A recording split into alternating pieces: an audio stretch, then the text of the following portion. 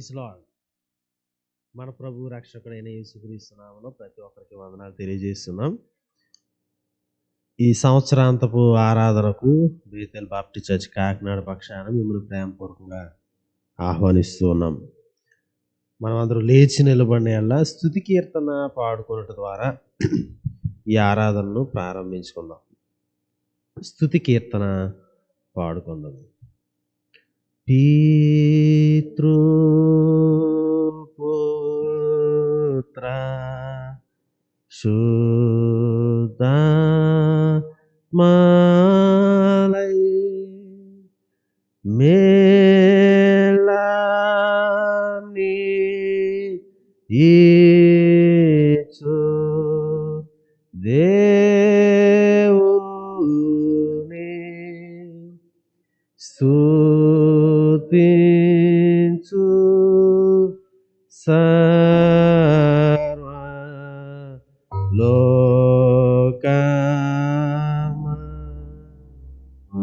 స్తుతించు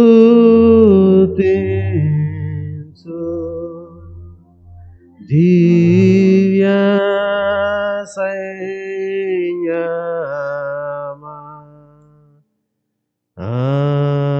ఆమేన్.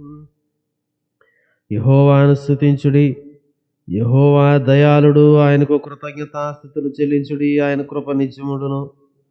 యెహోవా పరాక్రమ కార్యములను ఎవడు వర్ణింపగలడు?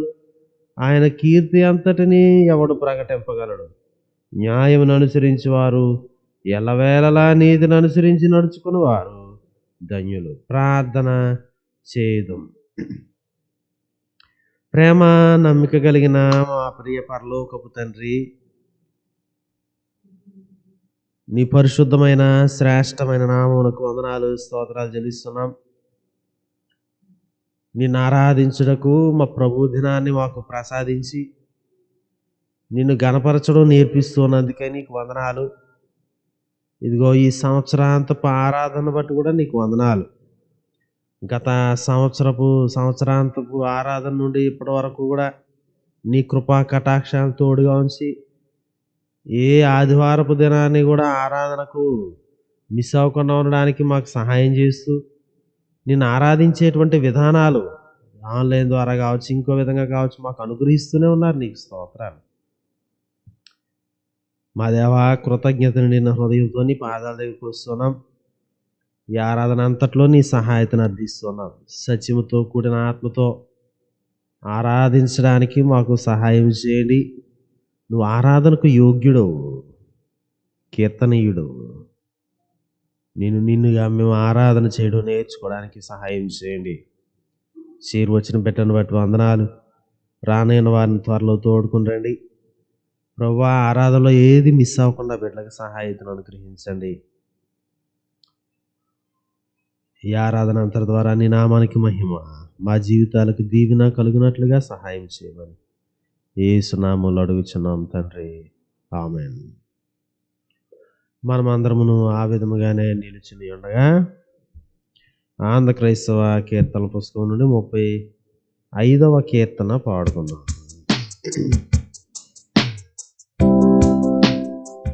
35వ కీర్తన, him number 35.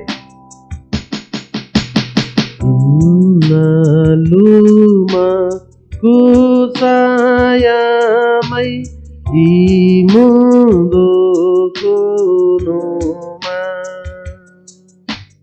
యునత గృహ మందవై యోపేడు దైవమా, ఏలాటి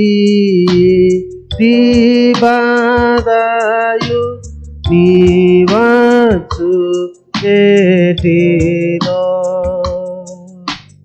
కలుగా కుండ బ్రోవావే గానంపు ప్రేమతో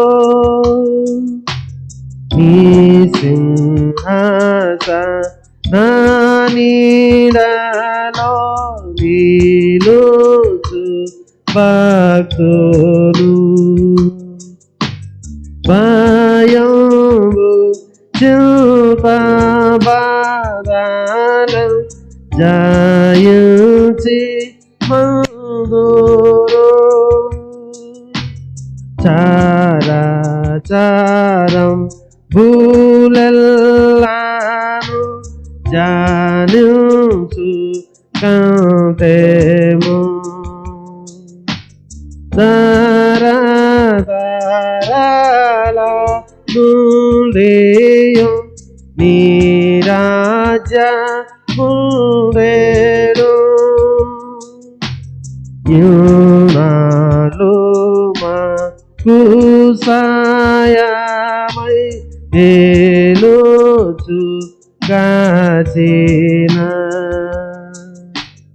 ఉన్నత ప్రభు ప్రేమతో మన్నించు నిల్కాను.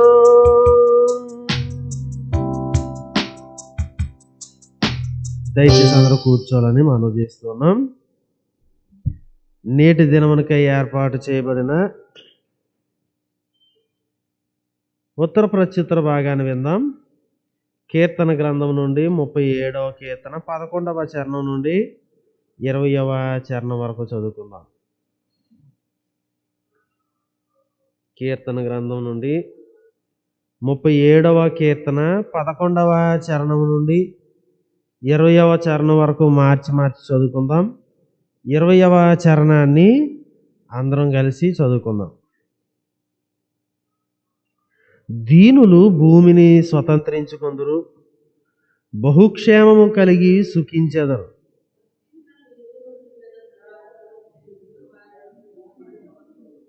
వారి కాలము వచ్చుచుండుట ప్రభువు చూచుచున్నాడు, వారిని చూచి ఆయన నవ్వుచున్నాడు.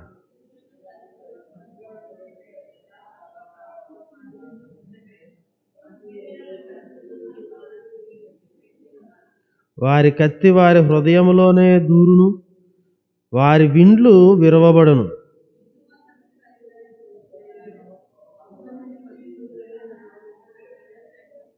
భక్తిహీనుల బాహువులు విరువబడును, నీతిమంతులకు యెహోవాయే సంరక్షకుడు.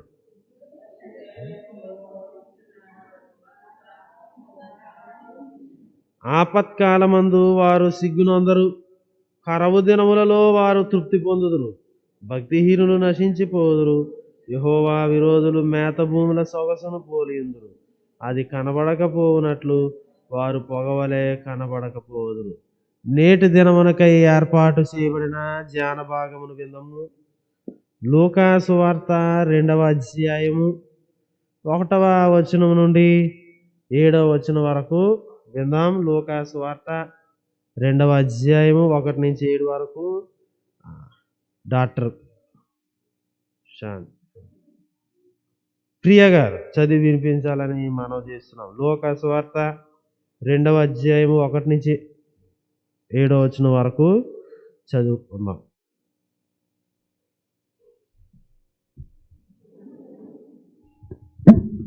క్రైస్తలాడండి. నేటి దినమునకే ఏర్పాటు చేయబడిన ధ్యాన భాగము లూకా సువార్త 2వ అధ్యాయం 1 నుంచి 7 వచనాలు. ఆ దినములలో సర్వలోకమునకు ప్రజాసంఖ్య వ్రాయవలనని కైసరు ఐగుస్తు వలన ఆజ్ఞ అయ్యెను. ఇది కురేనియా సిరియా దేశమునకు అధిపతి అయి ఉన్నప్పుడు జరిగిన మొదటి ప్రజాసంఖ్య. అందరూ ఆ సంఖ్యలో వ్రాయబడుటకు తమ తమ పట్టణములకు వెళ్ళిరి. యోసేపు దావీదు వంశంలోనూ గోత్రంలోనూ పుట్టినవాడు కనుక తనకు భారీగా ప్రదానం చేయబడిన గర్భవతి అయి ఉండిన మరియతో కూడా ఆ సంఖ్యలో వ్రాయబడుటకు గలిలయలోని నజరేతు నుండి యూదయలోని బెత్లెహేము అనబడిన దావీదు ఊరికి వెళ్ళెను. వారక్కడ ఉన్నప్పుడు ఆమె ప్రసవ దినములు నిండెను కనుక తన తొలిచూలు కుమారుని కని పొత్తిగుడ్డలతో చుట్టి సత్రంలో వారికి స్థలము లేనందున ఆయనను పశువుల తొట్టిలో పరుండబెట్టెను. ప్రభు ఈ వాక్యమును దీవించునుగాక. ఆమేన్.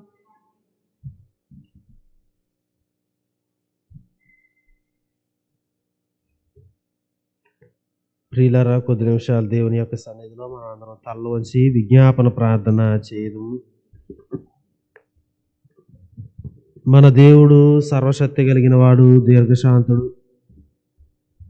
ఆయనకే మనము స్తోత్రములు చెల్లించవలసిన వారమై ఉన్నాము. ఆయన పాదపీఠం ఎదుట మనము సాగిలపడి ఆరాధించవలసిన వారమై ఉన్నాం.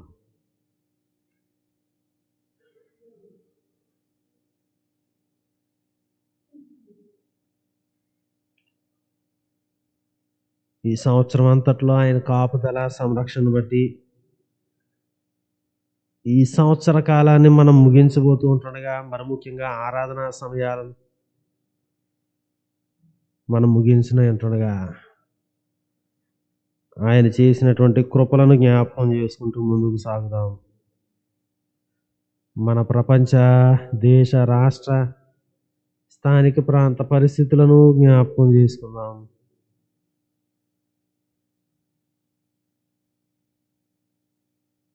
శాంతి సమాధానాలతో ప్రతి ఒక్కరు వర్ధిల్లినట్లుగా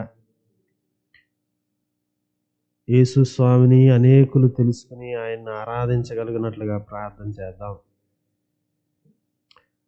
మన కుటుంబాలన్నీ సాక్ష్యపు కుటుంబాలుగా ఉండగలిగినట్లుగా ప్రార్థన చేద్దాం.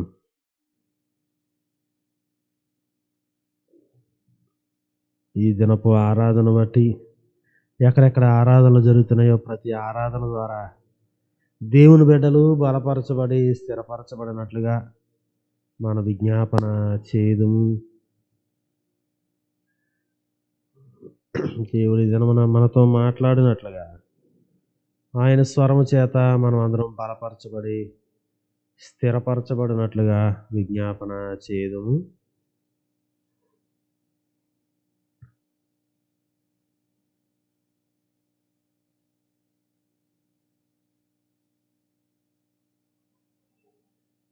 దయానంద్ గారు ప్రార్థనలో నడిపించాలని మనవి చేస్తున్నాం. సహోదరులు జి దయానంద్ గారు ప్రార్థనలో నడిపించాలని మనవి చేస్తున్నాం.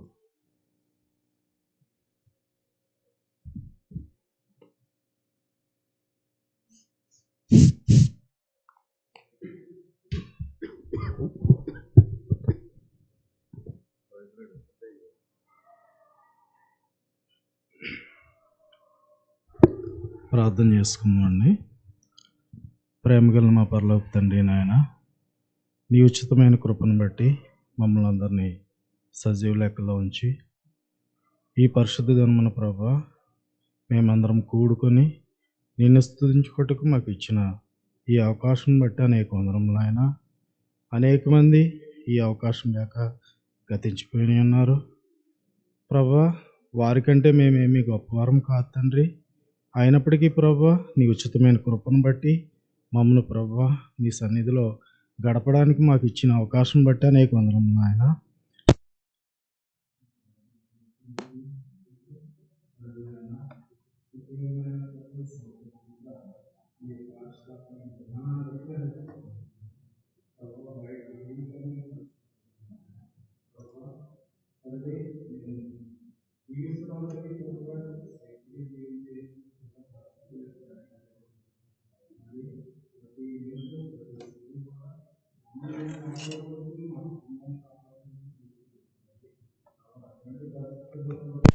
మీరు మమ్మల్ని ఆదుకొని అన్ని రకాలుగా నాయన ప్రభా ఈ రోజుకి ప్రభా ఈనాటికి ఈ స్థితిలో మమ్మల్ని అందరినీ ఉంచినందుకు అనేక వేల కృతజ్ఞతాస్తుతులు చెల్లిస్తున్నాం తండ్రి. ప్రభా నాయన ఇదిగో నాయన నీ సన్నిధిలో నాయన ప్రభా ఒక దినం గడుపుట 1000 దినముల కంటే శ్రేష్టమన్నారు నాయన ప్రభా. అట్టి నీ ఉచితమైన కృపను మా అందరికీ అనుగ్రహించిన విధానాన్ని బట్టి అనేక వందనములు నాయన ప్రభా. ఇదిగో తండ్రి నాయన మా సంఘాన్ని జ్ఞాపకం చేసుకోనండి. మా సంఘ కాపరి గారిని, వారి కుటుంబాన్ని ప్రభా, సంఘస్థులందరినీ జ్ఞాపకం చేసుకునండి నాయన ప్రభా. ముఖ్యంగా నాయన ప్రభా మరి కాపరి గారు ఎడతెగని సేవ చేస్తుండగా నాయన ప్రభా మీరు మంచి ఆరోగ్యంను దయచేయండి నాయన ప్రభా. మరి ముఖ్యంగా నాయన ప్రభా మరి తండ్రి ప్రభా ఒక్క నిమిషం కూడా ఆయన ఖాళీ ఉండకుండా నాయన ప్రతి నిమిషము ప్రభా నీ కొరకు హెచ్చిస్తుండగా నాయన మంచి ఆరోగ్యంను దయచేయండి. ఆ కుటుంబాన్ని ఆశీర్వదించండి నాయన ప్రభా. అలా పాస్టర్ గారికి మంచి ఆరోగ్యంను దయచేయండి. అలాగే ప్రభా లూక్ గారి కుటుంబాన్ని, అలాగే ప్రభా శశి గారి కుటుంబాన్ని మీరు ఆశీర్వదించండి నాయన. ఆ బిడ్డలు మంచిగా చదువుకోవడానికి నీ కృపను అనుగ్రహించండి. ఇదిగో నాయన సంఘం కట్టబడి ప్రభా మరి బహు సుందరంగా నిర్మించబడుతుండగా నాయన కావాల్సినటువంటి ఆర్థిక మానవ వనరులు మీరు దయచేసిన విధానాన్ని బట్టి అనేక వందనములు నాయన ప్రభా. ఇంకా ప్రభా చాలా అవసరం ఉన్నది నాయన ప్రభా. సంఘస్థులమైన మేమందరము కూడా ప్రభా మా మనసులను విప్పి నాయన ప్రభా ధారాళంగా ఇవ్వగలిగే మనసులు మాకు దయచేయండి ప్రభా. మిగిలిపోయిన పనులు కూడా చాలా ఖర్చుతో కూడుకొని ఉన్నావు నాయన. అయినప్పటికీ చాలా ధైర్యంగా ప్రభా మరి పాస్టర్ గారు కలిసి సంఘాన్ని మరి పెద్ద పాస్టర్ గారు ఏ విధంగా అయితే అనుకున్నారో ఆ విధంగా నిర్మిస్తుండగా నాయన ప్రభా కావాల్సినటువంటి వనరులన్నీ కూడా మీరు సమకూర్చండి నాయన ప్రభా. అలాగే తండ్రి నాయన ప్రతి సంఘస్థుని జ్ఞాపకం చేసుకునండి, ఆ కుటుంబాలను జ్ఞాపకం చేసుకునండి. వారికి ఏ అవసరతలు ఉన్నాయో నాయన అవసరతలన్నీ మీరు తీర్చండి ప్రభా. ఆర్థిక వనరులను దయచేయండి నాయన ప్రభా. అలాగే నాయన ఆరోగ్యాన్ని దయచేయండి నాయన ప్రభా. పిల్లల చదువులు మీరు సహాయం చేయండి నాయన ప్రభా. వారికి ఉన్నటువంటి కుటుంబ సమస్యలను దూరం చేయండి నాయన ప్రభా. ప్రతి ఒక్కరూ ప్రభా సంతోషంతో మనశ్శాంతిగా జీవించగలిగే జీవితాలను మాకు దయచేయండి నాయన. మేము ఎంత తాపత్రయపడినా ప్రభా, ఎంత మనశ్శాంతి లేకుండా చేసుకున్నా ప్రభా, మేము సాధించేది ఏమీ లేదు నాయన ప్రభా. తండ్రి ముఖ్యంగా మా జీవితాల్లో ప్రశాంతతను సంతోషాన్ని దయచేయండి నాయన ప్రభా. తండ్రి అది కావాలంటే మేము నీ యందు విశ్వాసం ఉంచి జీవము గల నీ మార్గాన్ని మేము అనుసరించాలి నాయన. కేవలం నోటి మాటలతో ప్రభా అని ప్రభా నీకు స్తుతి చెల్లించడం కాదు నాయన ప్రభా. మా హృదయాలను తెరచి నాయన ప్రభా మా ప్రవర్తనను మేము కనిపెట్టుకుని నాయన నీ కొరకు ఎదురు చూసే జీవితాలు మాకు దయచేయండి నాయన. ప్రాక్టికాలిటీ మాకు దయచేయండి నాయన ప్రభా. ఆచరించే మనసును మాకు దయచేయండి నాయన ప్రభా. నామకార్థ క్రైస్తవులుగా ప్రభా మేము బైబిల్ పట్టుకొని తిరగడం కాదు నాయన ప్రభా. ఆ బైబిల్లో ఏముందో నీ వాక్యం ఏదైతే ఉందో నాయన ఆ వాక్యాన్ని ధ్యానిస్తూ ప్రభా దాని ప్రకారం జీవించే జీవితాన్ని మాకు దయచేయండి నాయన ప్రభా. తండ్రి మా నోటి మాట వేరు, మా ప్రవర్తన వేరు, మా ఆలోచన వేరు నాయన ప్రభా. దేనికి కూడా సింక్ అవ్వదు నాయన ప్రభా. మేము చెప్పేది ఒకటి చేసేది ఒకటి నాయన ప్రభా. తండ్రి అటువంటి వాటినన్నిటిని విడిచిపెట్టిన ఆయన ప్రభా. నీవు ఏ విధంగానైతే ప్రభా మానవాళి కొరకు ప్రభా జన్మించి ప్రభా ఈ లోకంలోకి వచ్చి ప్రభా నువ్వు మాదిరిగా ఉన్నావు నాయన. అట్టి జీవితాలను మేము కలిగి ఉండే జీవితం మాకు దయచేయండి నాయన ప్రభా. తండ్రి మేమేమి గొప్పవారం కాదు నాయన. ఏదైనా సరే నాయన నీ ఉచితమైన కృప మాత్రమే. ఆ విషయాన్ని మేము గ్రహించే జ్ఞానం మాకు దయచేయండి నాయన ప్రభా. అలాగే తండ్రి నాయన ఇదిగో నాయన ప్రభా ప్రస్తుతం ఉన్న పరిస్థితుల్లో నాయన ప్రభా మా యొక్క రాష్ట్రాన్ని దేశాన్ని జ్ఞాపకం చేసుకుని నాయన ప్రభా వీటిని పరిపాలిస్తున్న నాయకులను జ్ఞాపకం చేసుకునండి ప్రభా. వారికి కావాల్సిన జ్ఞానమును దయచేయండి నాయన. పరిపాలన జ్ఞానమును దయచేయండి నాయన ప్రభా. ఇప్పుడున్నటువంటి ఆర్థిక పరిస్థితుల్లో ఆర్థిక లోట్లో ప్రభా మరి రాష్ట్రాలను దేశాన్ని ఏ విధంగా పరిపాలించాలో వారికి నేర్పించండి నాయన. మరి ముఖ్యంగా నాయన పేదలు సామాన్యులు ప్రభా మంచిగా జీవించగలగడానికి ఎటువంటి ప్రణాళికలు అవసరం వారికి తెలియచేయండి నాయన ప్రభా. అలాగే తండ్రి అనేక మంది ఈ కోవిడ్ వలన ఆయన ప్రభా తండ్రి మరణించి ఉన్నారు నాయన. అటు వారి కుటుంబాలను జ్ఞాపకం చేసుకునండి నాయన. వారి కుటుంబాలకు ఆదరణ దయచేయండి నాయన, ఓదార్పును దయచేయండి నాయన ప్రభా. తండ్రి వారికి ఉన్నటువంటి పరిస్థితులను ప్రభా మెరుగుపరిచే ప్రభా అవకాశాన్ని వారికి దయచేయండి నాయన ప్రభా. తండ్రి నాయన కోవిడ్లో సేవ చేస్తున్న ప్రతి ఒక్కరికి ప్రభా మీరు రక్షణ దయచేయండి. వారి కుటుంబాలు కానీ వారికి కానీ ఏ విధమైన వైరస్ సోకకుండా మీరు కాచి కాపాడండి నాయన ప్రభా.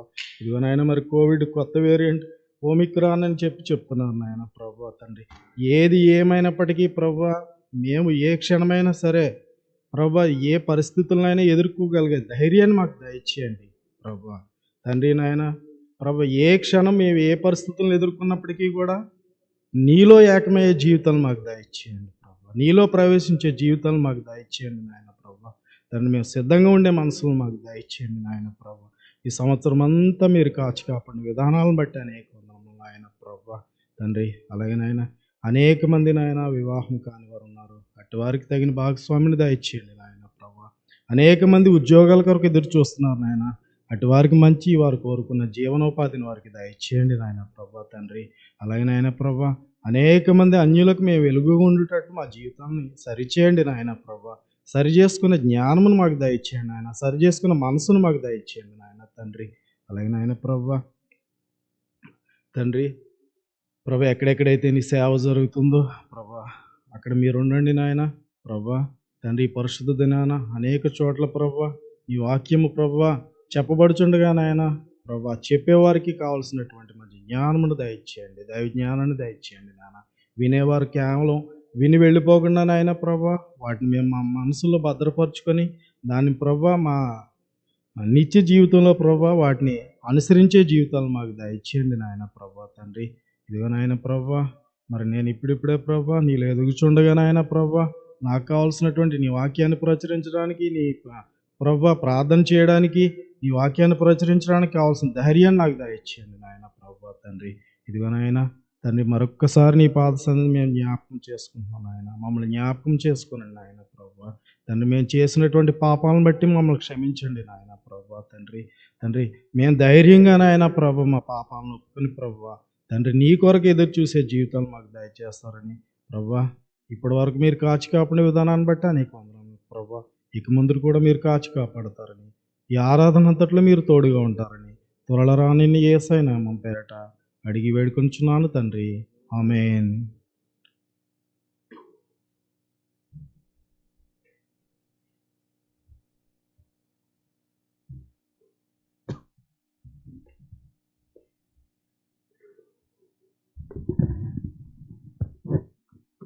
ప్రియులారా, ఈ సమయంలో దేవుని యొక్క వాక్యాన్ని వినడానికి మనం హృదయాన్ని సిద్ధపరచుకుందాం.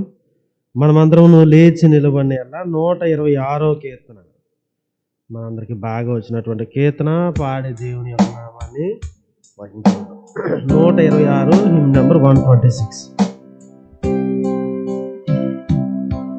ఓ సద్భక్తులారా లోక రక్షకుండు మందు నేడు రాజారే రాజు ప్రభువైన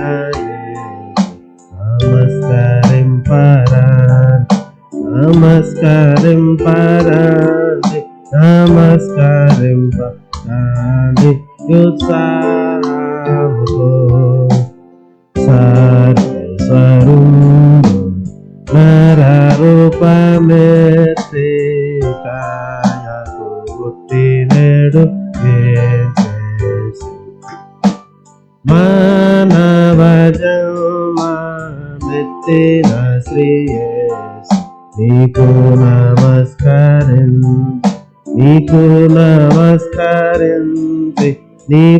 నమస్కరించి పూజింతుము. ఓ దూతలారా ఉత్సాహించి పాడి రక్షకుడైన యేసు పారాత్పరుడా నీకు స్తోత్రము.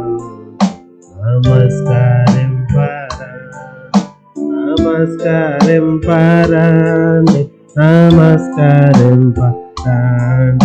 ఉత్సాహముతో యేసు జనించి నీ పవిత్ర జన్మ వేళ స్తోత్రము ఆనది వాక్య మాయనరరు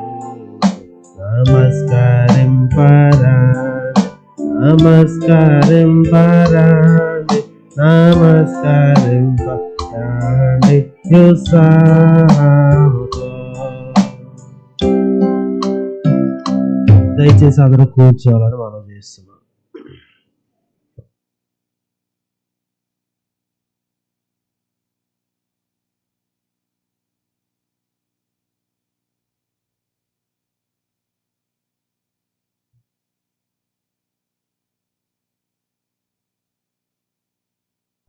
ప్రియులారా, మన యొక్క బైబిల్ గ్రంథాన్ని పైకెత్తుదాం.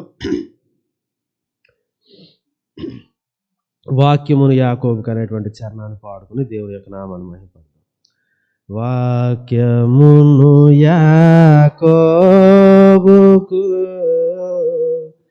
తెలియజేసిన వాడని వాక్యమును యాకోబుకు తెలియజేసిన వాడని ఏ జనముకిలాగున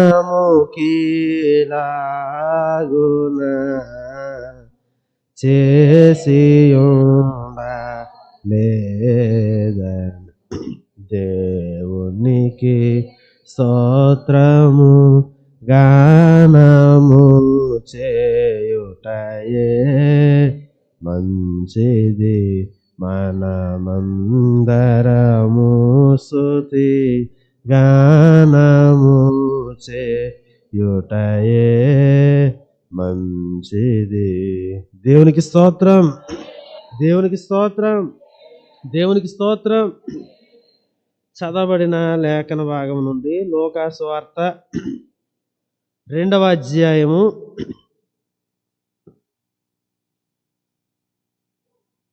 6-7 వచనాలు చదువుకుందాం.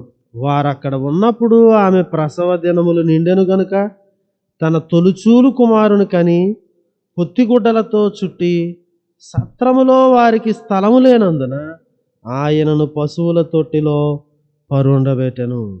సత్రములో వారికి స్థలము లేనందున ఆయనను పశువుల తొట్టిలో పరుండబెట్టెను. ప్రార్థన చేద్దాం. ప్రేమ నమ్మిక కలిగిన మా ప్రియ పరలోకపు తండ్రి, నీ పరిశుద్ధమైన నామానికి వందనాలు. ఈ సంవత్సరం అంతా పరిశుద్ధ దినాల్లో మీరు మాతో మాట్లాడుతూనే వచ్చారు. నీకు స్తోత్రాలు. అనేక ప్రాంతాల్లో ఈ విధంగా సహవసించేటువంటి అవకాశం కూడా లేని పరిస్థితులు ఉన్నాయి. మేము సహవసించడానికి మాకు అనుగ్రహిస్తున్న కృపను బట్టి నీకు వందనాలు.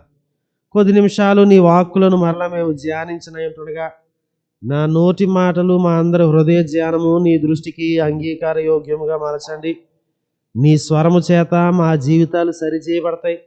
నీ యొక్క వాక్కు చేత మేము ఏ విధంగా బ్రతకాలో మాకు తెలుస్తుంది కనుక మా ప్రభువా, మీరు మాతో మాట్లాడుతుండగా ఇది నా కొరకు మా కొరకు అని మేము స్వీకరించగలిగేటువంటి కృపను, ఆ రిసెప్టివ్ మైండ్ని మాకు అనుగ్రహించమని వేడుకుంటున్నాం.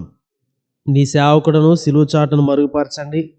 తాళక బోర ఊదినట్లు సత్యమును స్పష్టంగా ధైర్యంగా ప్రకటించే కృపనివ్వండి. క్రీస్తు యేసు పేరట ప్రార్థిస్తున్నాము తండ్రి, ఆమేన్. ప్రభు రక్షకుడైన యేసు క్రీస్తు నామములో చేరువచ్చిన ప్రతి ఒక్కరికి మరి ఒకసారి వందనాలు తెలియజేస్తున్నాం. కొద్ది కాలం క్రితం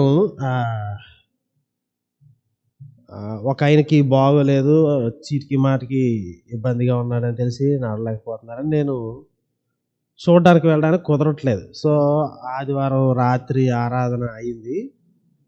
ఆయనతో మాట్లాడడానికి గబగబా అన్నీ సర్దుకుని 9:10 ఆ టయానికి రాత్రి బండి మీద వెళ్ళినాను, నేను మరో సహోదరుడు. వెళ్ళిన తర్వాత ఆయనతో మాట్లాడుతుంటే పదే ఒక మాట చెప్తున్నాడు. ఏంటంటే, ఆత్మదేవుడిది, శరీరం సైతాన్ది అని చెప్తున్నాడు. ఎవరు చెప్పారండి బాబు మీకు అంటే, ఎవరో ఒక ఆయన వస్తారంట ఆయన చూడడానికి, పాస్టర్ గారు, ఆయన చెప్పాడంట. ఆత్మదేవుడిది, శరీరం సైతాన్ది. అదో మంత్రంలా చెప్పిస్తున్నాడు. ఇక ఏదన్నా ఏమన్నా సార్ ఈ శరీరం సైతాన్ది ఇది అనే తిట్టుకుంటా ఉన్నాడు శరీరాన్ని. అంటే చాలా బాధలు కలిగింది ఆయనకి శారీరకంగా. సో కాబట్టి అది ఎట్లా అయిపోయిందంటే దాన్ని ఇంటర్నల్గా బాగా ఇది చేసుకున్నాడు అనమాట. ఆత్మదేవుడిది, శరీరం సైతాన్ది. నేను ఆత్మలో మంచిగా ఉంటే సరిపోద్ది, నా శరీరం మాత్రం సైతాన్ది, ఇది ఎప్పటికన్నా సైతాన్దే కనుక ఇలా శ్రమలు వస్తూ ఉంటాయి, ఈ బాధలు వస్తుంటాయి. నా బాధలన్నీ సైతాన్ని తిట్టడం ద్వారా ఇది ఉపశమనం పొందడానికి ప్రయత్నం చేస్తున్నాడు. ఒక వారం అయ్యేసరికి ఏమైందంటే ఇంట్లో అందరూ ప్రార్థనకి వెళ్ళారు. ఈయన ఎలా లేచాడో తెలియదు, ఏదో తెలియదు, మొత్తానికి సూసైడ్ చేసుకున్నాడు. ఫ్యాన్కి వేలాడ తీసుకుని ఆయన నమ్మినటువంటి ఆ సిద్ధాంతం ఆత్మదేవుడిది, శరీరం సైతాన్ది ఎక్కడికి నడిపించింది అంటే, చాలా బ్రతిరాడాం. ఆ రోజు రాత్రి మంచులో బయట కూర్చుని రోడ్డు మీద చాలా బాధపడ్డాం కూడా. చాలాసార్లు క్రైస్తవ్యంలో చాలా మందికి ఉన్నటువంటి తప్పుడు అభిప్రాయం ఏంటంటే, ఈ శరీరం ఎందుకు పనిచేయింది, ఈ శరీరం పనికి మాలింది, ఈ శరీరం దుష్టత్వానికి సంబంధించింది. సో బైబిల్ గ్రంథంలో శరీరం అని కొన్నిసార్లు ట్రాన్స్లేట్ చేసినప్పుడు వేరే ఉద్దేశంతో ట్రాన్స్లేట్ చేసిన మనము ఒక విధమైనటువంటి వేదాంతాన్ని తయారు చేసుకుని శరీరము పాపభూయిష్టమైనది, శరీరం లేకపోతే కొన్ని వచనాలు ఉంటాయి కదా, శరీరము కేవలము నిష్ప్రయోజనమైనది అని యేసుక్రీస్తు అన్నటువంటి మాటలు యోహాను సువార్త 6వ అధ్యాయంలో ఆయన ఒక కాంటెక్స్ట్లో ఒక పర్టికులర్ విధానంలో మాట్లాడుతూ వచ్చాడు. రక్తమాంసములు దేవుని యొక్క రాజ్యమును స్వతంత్రించుకొనన్నారు. 1 కొరింథీ పత్రిక 15వ అధ్యాయంలో పౌలు గారు చెప్పారు. నిజాన్ని పౌలు గారు అక్కడ చెప్తున్నది ఏంటంటే, ఈ శరీరం వ్యర్థమైంది కాదు, ఈ శరీరంపై మనం అక్షయమైనటువంటి శరీరాన్ని ధరించుకుంటాం కనుక ఈ శరీరంతో జాగ్రత్తగా ఉండండి అని 1 కొరింథీ పత్రిక అంతా మరి ముఖ్యంగా 15వ అధ్యాయాన్ని చెప్తున్నాడు. అది చెప్తూ ఏమన్నాడు? రక్తమాంసములు దేవుని రాజ్యాన్ని స్వతంత్రించుకున్నారు అన్నాడు. అంటే ఈ శరీరాన్ని ఎట్లాగే వదిలేస్తే జస్ట్ దీనితో మనం పరలోక రాజ్యం వెళ్ళలేం కనుక ఆయన మహిమ శరీరాన్ని ఇస్తారని నేను చెప్తున్నాను. రక్తమాంసాలు పరలోక రాజ్యాన్ని వెళ్ళలేవు కనుక ఈ శరీరం పాపభూయిష్టమైంది. ఎందుకు వెళ్ళలేవు అంటే ఈ శరీరము ఈ రక్తము పాపభూయిష్టమైంది కనుక పరలోకం వెళ్ళలేదు. అంటే ఏదో పంజరంలో చిలక ఉంది, చిలకని రిలీజ్ చేస్తే ఎగిరిపోద్ది, అట్లాగా మనలో ఉన్నటువంటి ఆత్మ ఈ శరీరంలో బంధించబడిపోయింది. మనకి ఈ శరీరం పనికిమాలింది, ఈ శరీరం వల్ల మన ఆత్మకు పాపం వచ్చేస్తుంది అని ప్రతి పాపాన్ని శరీరానికి అంటగట్టి శరీరంతో చేసేటువంటి పాపాలని హైలైట్ చేసుకుంటూ ఏంటి ఇట్లాంటి బ్రతుకులు చాలాసార్లు క్రైస్తవులమైన మనము బ్రతుకుతున్నాం. సంవత్సరాంతంలో ఎందుకు క్రిస్మస్ని సంవత్సరాంతంలో పెట్టారో మనకు తెలీదు. నిజానికి యేసుక్రీస్తు ఏప్రిల్లోనో మార్చిలోనో పుట్టుంటాడు లెక్కల ప్రకారం. కానీ ఒక ఆయన యొక్క జన్మను జ్ఞాపకం చేసుకోవడానికి ఈ పర్టికులర్ సీజన్ని ఏర్పాటు చేయడానికి చాలా కారణాలు ఉన్నాయి. ఒక ప్రాముఖ్యమైన కారణం ఏంటంటే ఒక సంవత్సరాన్ని ముగించుట అనేది. ఈ సంవత్సరాంతపు ఆరాధనలో ఈ సంవత్సరాన్ని ముగించేటప్పుడు ఈ క్రిస్మస్ సీజన్లో మనం జ్ఞాపకం చేసుకోవాల్సిన విషయం ఏంటంటే, తన తొలుచూలు కుమారుని కని పొత్తిగుడ్డలతో చుట్టి సత్రంలో వారికి స్థలం లేనందున ఆయనను పశువుల తొట్టులో మరియ గారు గాలిని కనలేదు. మరియ గారు ఒక బొమ్మను కనలేదు. మొన్న ఒక క్రిస్మస్ నాటికి వేశారు ఏంటంటే, మరి యేసుక్రీస్తు నెట్టుకోగా ఏం చేయాలో తెలియక ఒక కుక్క పిల్ల బొమ్మకి బట్టలు చుట్టినారు. అంటే మరియ కుక్క పిల్లని కనలేదు. లేకపోతే మరియా ఏదండి ఒక డైనోసార్ని కనలేదు. ఈ లోకంలో చాలా పవర్ఫుల్ జంతువు, ఈ యోబు గ్రంథంలో కూడా చాలా పవర్ఫుల్గా వర్ణించారని ఒక డైనోసార్గా దేవుడు తన కుమారుని ఈ లోకంలోనికి పంపించలేదు. యేసుక్రీస్తు వారు ఈ లోకంలోనికి వచ్చినప్పుడు మరియా తన తొలుచూలు కుమారుని కని, మనలో చాలా మంది తొలుచూలు కుమారులు ఉన్నాం, లేకపోతే రెండో కుమారులు ఉన్నాం, మూడో కుమారులు ఉన్నాం, కుమార్తెలు ఉన్నాం. ఒక మనిషిగా మనం పుట్టాం. యేసుక్రీస్తు వారు కూడా మనిషిగా పుట్టాడు. దేవుడు మనిషిగా జన్మించాడు. ఈ సత్యాన్ని మనం చాలా స్పష్టంగా మన యొక్క హృదయాల్లోనికి చొప్పింపజేయాలి.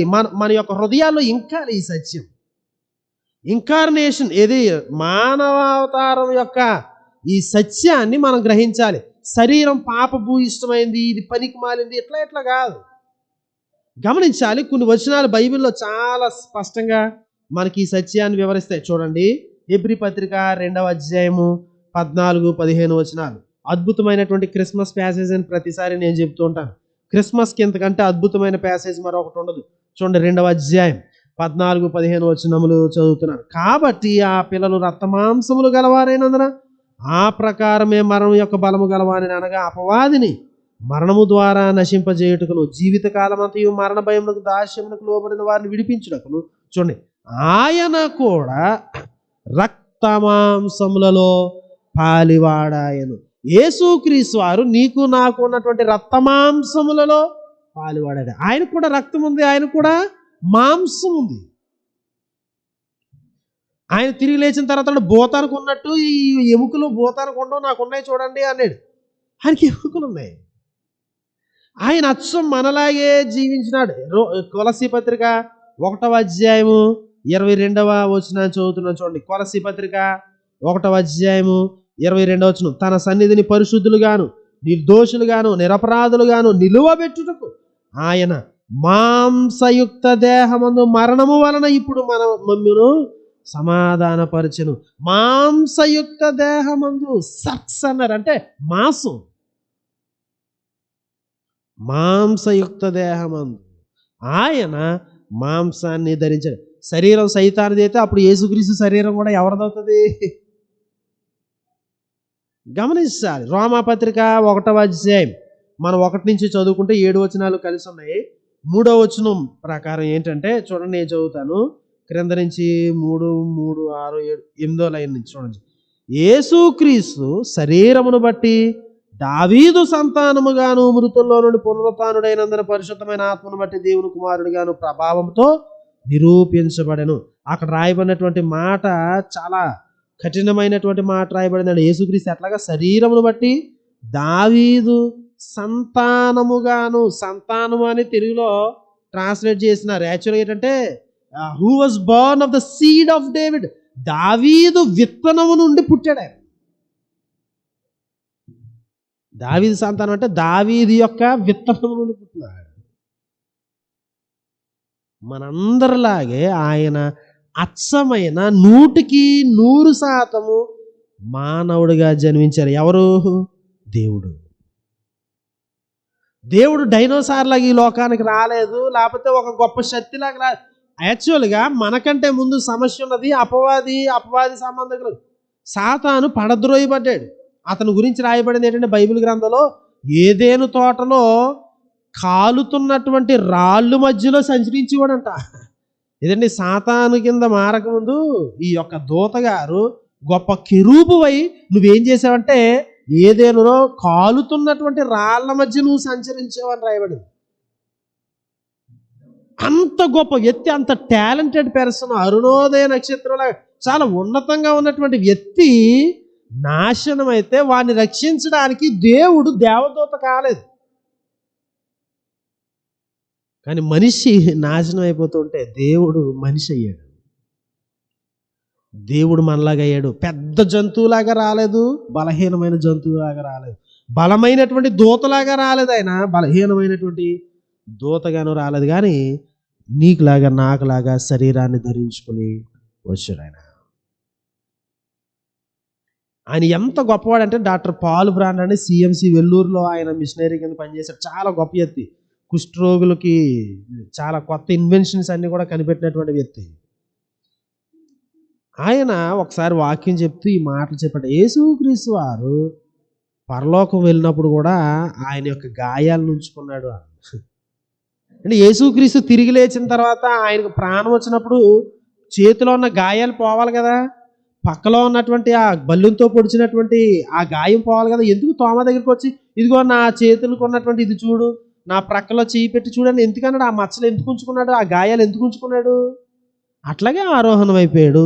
పరలోకంలోనికి గాయాలు ఎందుకు తీసుకెళ్ళాడు? ఆయన చాలా చక్కగా ఆయన అన్నాడు, మన యొక్క బాధల్ని జ్ఞాపకానికి ఉంచుకోవడానికి తీసుకెళ్ళాడేమో అని.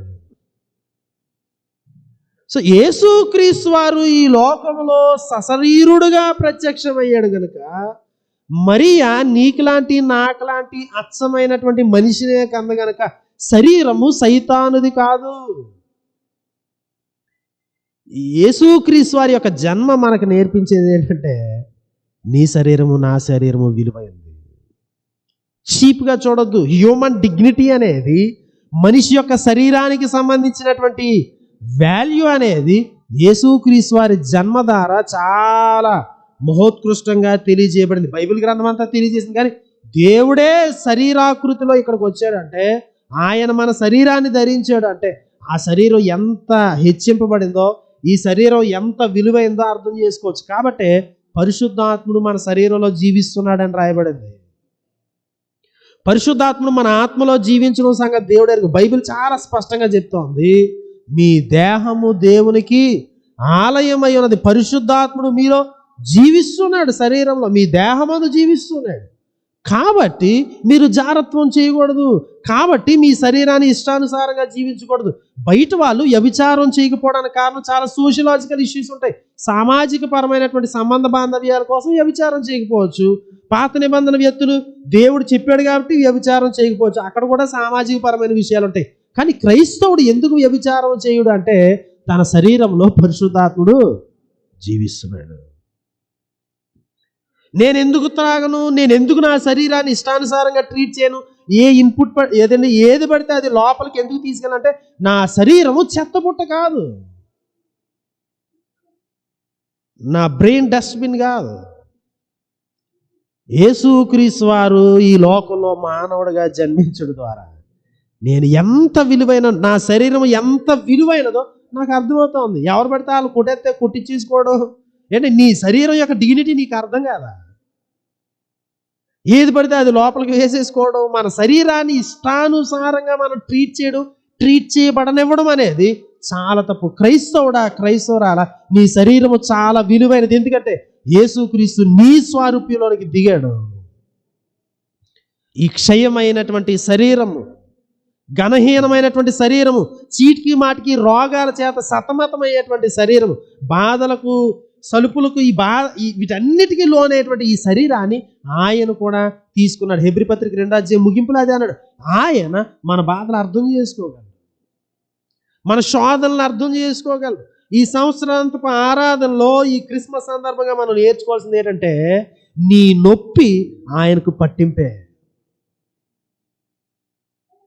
నేను కొన్నిసార్లు డాక్టర్ గారి దగ్గరికి వెళ్ళిన తర్వాత సమస్యలు అన్నీ చెప్పేటప్పుడు అవన్నీ రాసిన తర్వాత అన్నీ రాసిన తర్వాత ఇవన్నీ మామూలే అని కొడేస్తారా అండి? వృద్ధాప్యంలో ఉన్నవారు లేకపోతే ఇట్లా వెళ్ళారనుకోండి, ఇలా ఇది అవ్వట్లేదు అలా అవ్వట్లేదు అంటే వాటికి మందులు ఉండవు.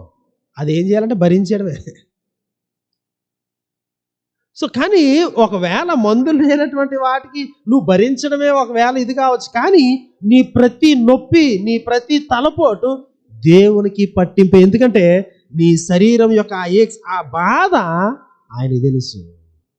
ఎందుకు ఆయన ఎలా చేస్తున్నాడో మనకు తెలియదు, కానీ ఆయన కుమారుడైన యేసుక్రీస్తు స్వారూప్యంలోనికి నిన్ను మార్చడానికి, నిన్ను షేప్ చేయడానికి ఆ బాధలు వాడుకుంటాను. నేను ఎప్పుడు అందుకే చెప్తాను, నీ శ్రమ వ్యర్థం కానివ్వద్దు. మరి ముఖ్యంగా మన శరీరంలో వచ్చేటువంటి ముళ్ళులు, మన శరీరానికి తగిలేటువంటి బాధలు అండి. చాలామంది సంవత్సరం 2021 సంవత్సరం అనేసరికి శారీరకంగా చాలా బాధపడిన వాళ్ళు ఉన్నారు.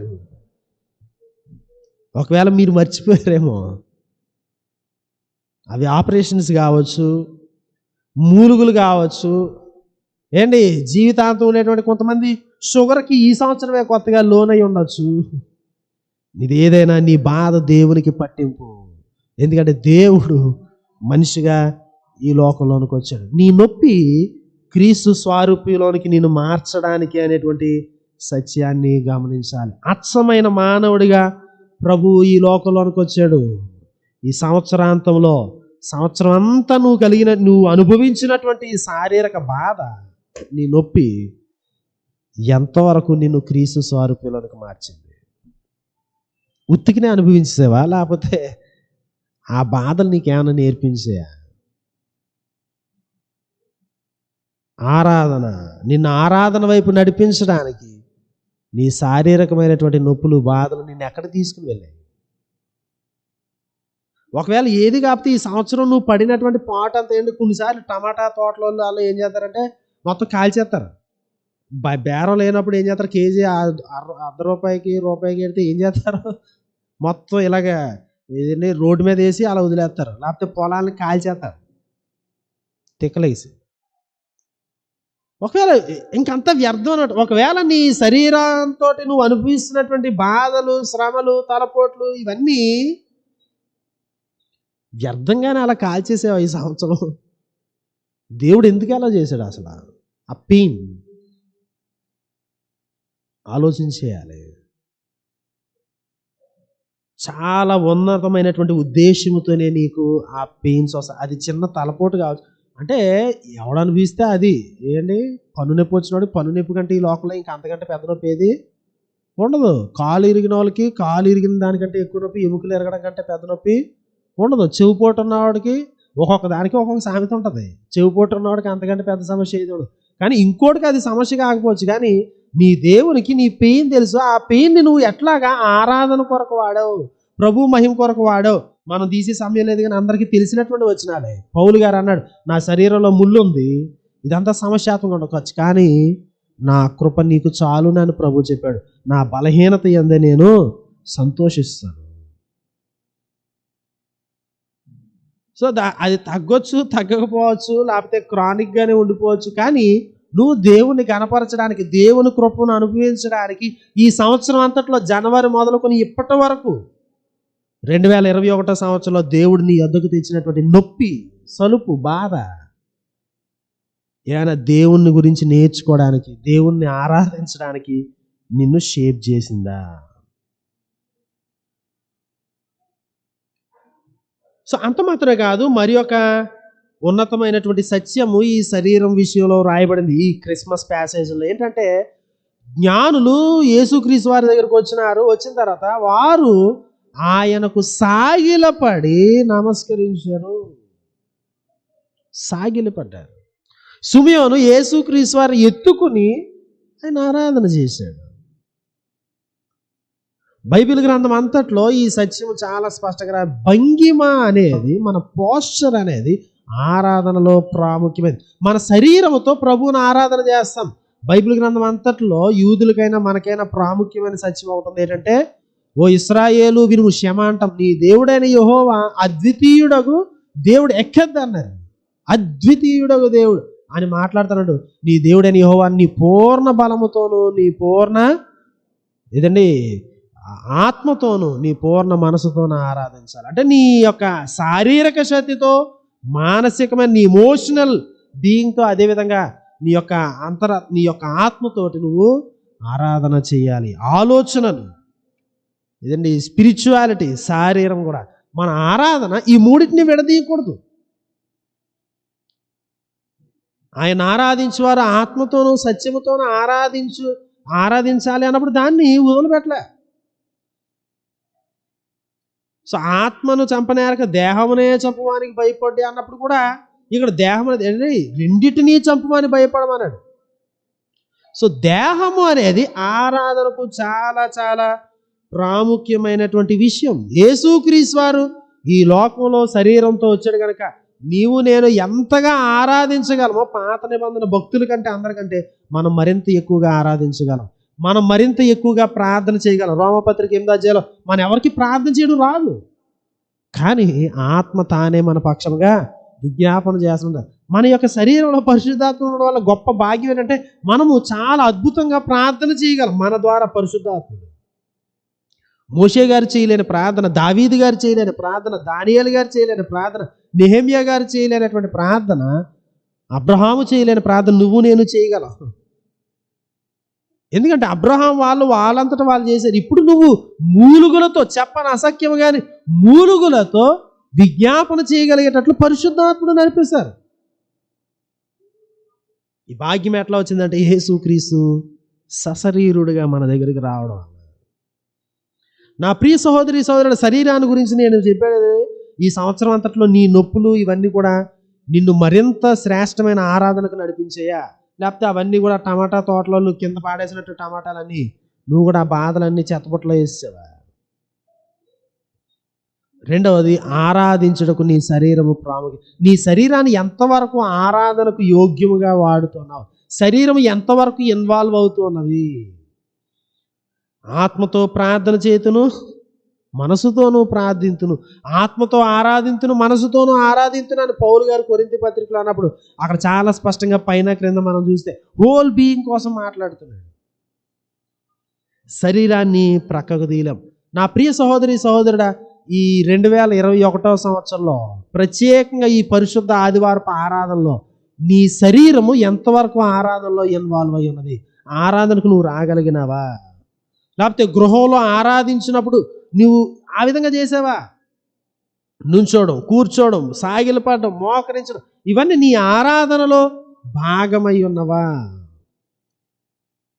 దేవుడు ఈ దినాన మనతో ఏదండి, నిర్గమకాండం 19వ అధ్యాయంలో మీకు చాలా కాలం క్రితం ఈ సత్యాన్ని వివరించినాను. ఇశ్రాయేలీలు సీనాయి పర్వతపు ప్రాంతాల్లోనికి వచ్చినారు.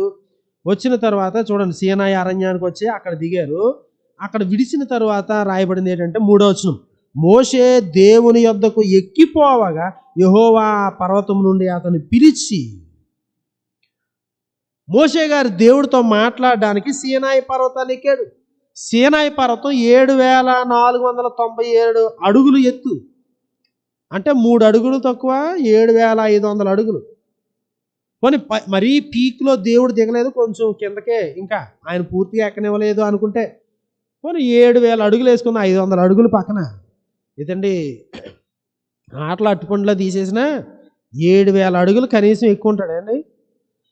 మోషే గారు 80 సంవత్సరాలు దాటినటువంటి వృద్ధాప్యంలో ఉన్నటువంటి వ్యక్తి. సీనాయి పర్వతం మనకి చుట్టుపక్కల మన కత్తిపూడి కొండలాగా లేకపోతే ఇట్లాంటి కొండలు కాదు, మన దేశంలో ఉన్న కొండలు లాంటిది కాదు. అక్కడ పచ్చగా ఏమి ఉండవు, అవి ఎక్కడ చూసినా ఎర్రగానే ఉంటుంది. రాళ్ళు రప్ప దుమ్మి తప్ప ఏమి ఉండదు. ఈ ముసలాయన 7,000 అడుగులు